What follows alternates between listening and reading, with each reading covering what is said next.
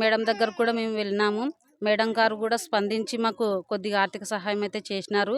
ఈ విషయంతోనే పైకి సీఎం గారికి గాని, డిప్యూటీ సీఎం పవన్ కుమార్ గాని, అట్లే నారా లోకేష్ గారికి గాని, చంద్రబాబు నాయుడు గారికి గాని నేను పై దృష్టికి వెళ్ళి నేను మాట్లాడతానమ్మా అని అందరితో మాట్లాడి మీకు సహాయం చేసే విధంగా నేను చేస్తానని మాకు మా ఎమ్మెల్యే బండారు శ్రావణి గారు కూడా మాకు హామీ ఇచ్చినారు, మాట ఇచ్చినారు.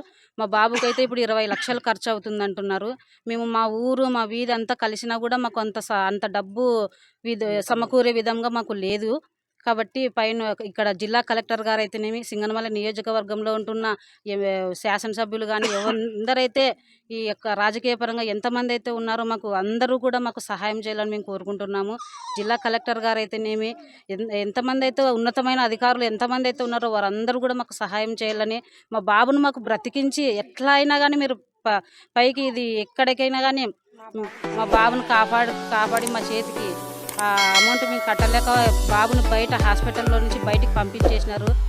మీరు డబ్బులు కడితేనే మేము లోపలికి తీసుకుంటాము, లేదంటే మీరు ఇంటికి వెళ్ళిపోండి అని చెప్పినారు. బాబు అయితే ఒక్కరోజుకి చాలా ఆరోగ్యం క్షీణించిపోతుంది. బాబు చాలా నీరసపడిపోయి చాలా అనారోగ్యం చాలా ఎక్కువగా ఉంది. దయచేసి అందరూ కూడా మాకు సహాయం చేయాలని అందరినీ కూడా మేము కోరుకుంటున్నాము. నా మనముడు చాలా ఇబ్బందిలో ఉన్నాడు. నా మనమని కాపాడండి సార్. మీరు ఎవరన్నా కానీ ఏదో ఒకటి సాయం చేస్తే నా మనముడు ఒకటి గడ్డకొస్తే చాలు. ఎంత దేశం తిరిగినా ఎంతమందిని అడిగినా కానీ ఎవరు మాకు సహాయం చేయలేదు. అక్కడ బెంగళూరులో పక్కన ఇట్లా ఆసుపత్రి కాడ పండు పెట్టుకున్నాను సార్.